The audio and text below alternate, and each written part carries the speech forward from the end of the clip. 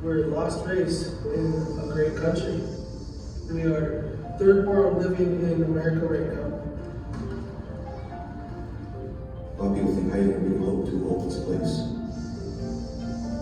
For 500 years, they tried to kill us off, and for 500 years, we keep coming back.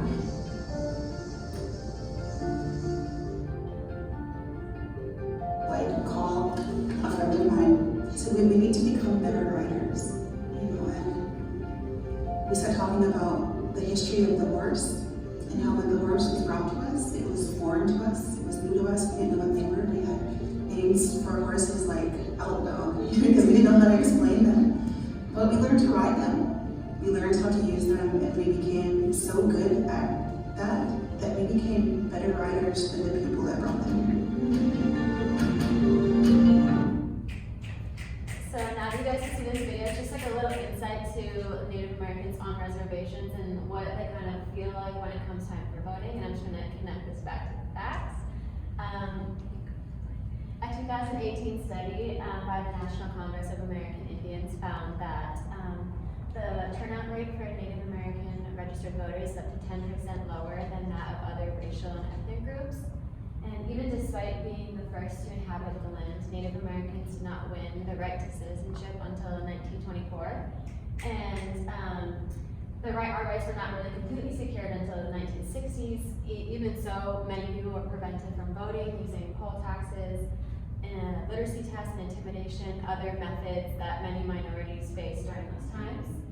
The Voting Rights Act of 1965 did help protect these rights because it had one main key provision. However, this provision was dismantled in a 2013 Supreme Court case. This provision basically said that states with a history of racial bias in voting had to get permission before passing new laws. And so now with the absence of this provision, new tactics are being used against the indigenous community to prevent their voices from being heard. So due to the harms of these current voting laws and the lack of resources within indigenous communities, Bill H.R. 1694, Native American Voting Rights Act of 2019 should be passed.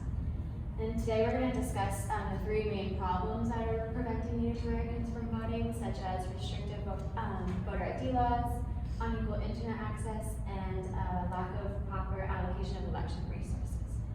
And now we're going to take a closer look at these issues. The first problem that is preventing Native Americans from voting is the use of restrictive voter ID laws. Many natives who live on reservations don't use traditional street addresses. Instead, they use P.O. boxes because, again, there's no street signs or no house numbers.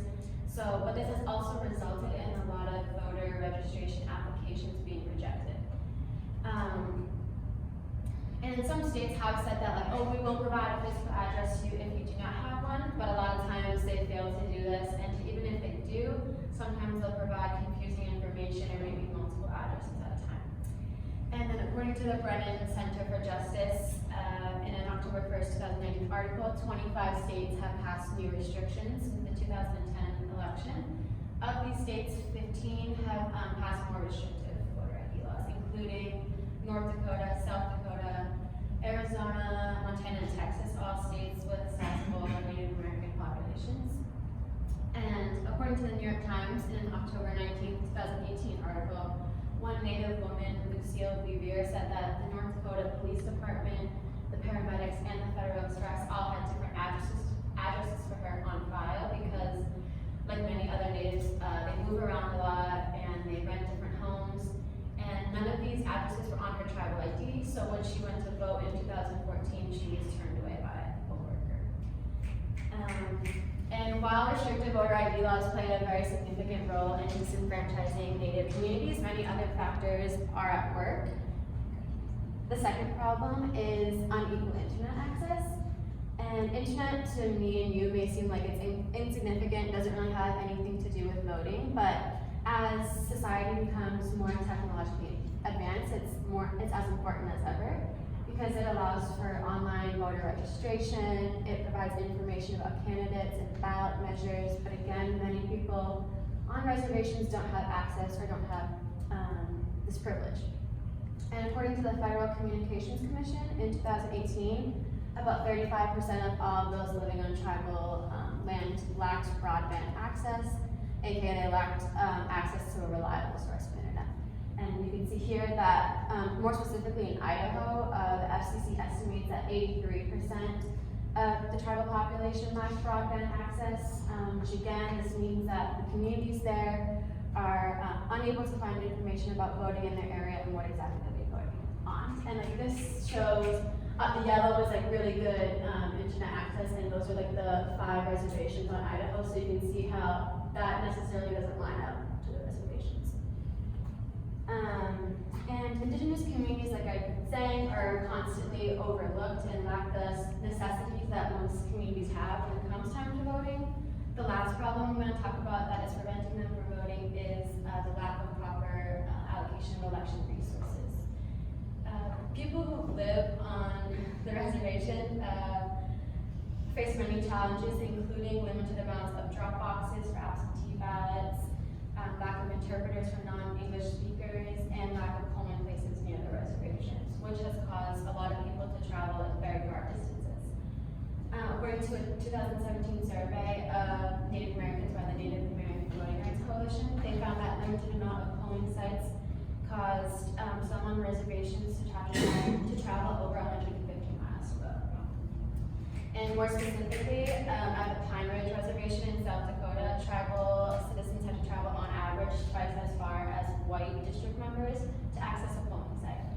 And if they could not travel these distances, they were required to submit an affidavit to prove their identity before sending in their absentee ballots. And they were required to have this extra step because their tribal IDs were considered insufficient forms of identification by the state. However, there is a new proposed legislation that aims at fixing these problems. However, the first step to any solution is obviously acknowledging both sides of the argument. So some people may say that restrictive voting laws are necessary to protect the integrity of the electoral process and to eliminate voter fraud. And others may say that they don't necessarily believe natives should have the right to vote because they're a part of sovereign nations and maybe they think they shouldn't vote in US federal elections. However, voter fraud is almost non-existent and does not pose a threat to our society. What does pose a threat to our society is the fact that minorities and people of color are constantly trying to exercise their constitutional rights to vote, but are prevented using discriminatory laws.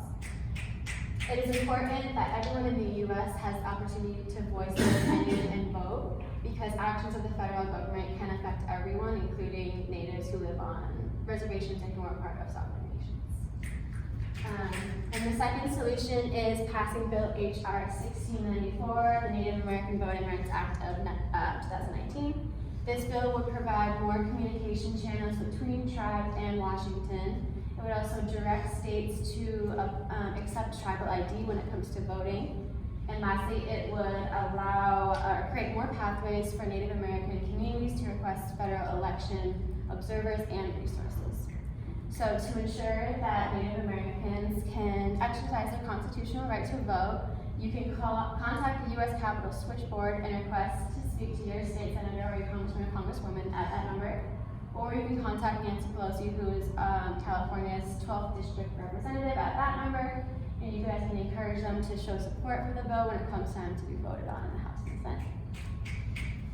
And now that we have discussed the 3 main problems that prohibit indigenous communities from voting, like I said, restricted voter ID laws, unequal internet access, and lack of election resources, and we reviewed some solutions, I encourage you guys to act, because it has been less than 100 years since natives have gained the right to citizenship, and we are still trying to exercise our rights, and we're still trying to fight for 100% equality. So if for too long, Native people in the United States have been denied their rights to vote, their right to their culture, and their right to their land. So by supporting the Native American Voting Rights Act of 2019, we become one step closer to ensuring equality for all Indigenous people, and one step closer to becoming a true democracy.